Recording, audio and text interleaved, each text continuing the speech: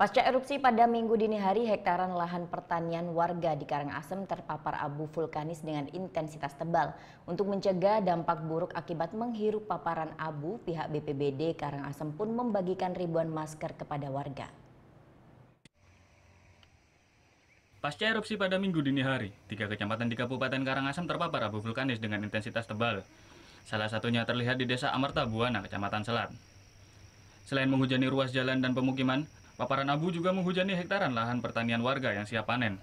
Untuk menghindari kerusakan lahan yang meluas, sebagian warga pun berinisiatif melakukan penyemprotan dengan menggunakan air. Yang nggak tahu, Pak. Cuman yang tahu udah sekitar jam setengah 6 pasti abu. Kemudian langsung pagi jam setengah 7 saya meluncur ke sawah. Kemudian tahu-tahunya udah tebal ini abunya. Makanya kita adakan penyemprotan dulu pertama ini.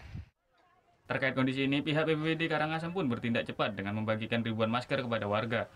Selain mendatangi langsung ke rumah-rumah, petugas juga membagikan masker kepada pengguna jalan yang melintas. Hal ini dilakukan untuk mencegah dampak buruk terhadap kesehatan akibat menghirup paparan abu vulkanis. Tak hanya membagikan masker, pihak BPBD juga memberikan sosialisasi terkait mitigasi bencana.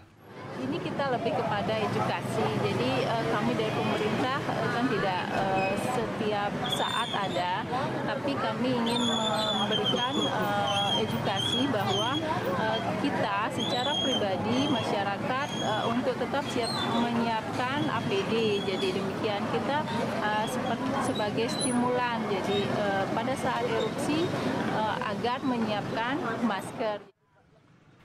Selain di Karangasem, paparan abu vulkanis juga menghujani beberapa kabupaten lainnya di Bali dengan intensitas tipis.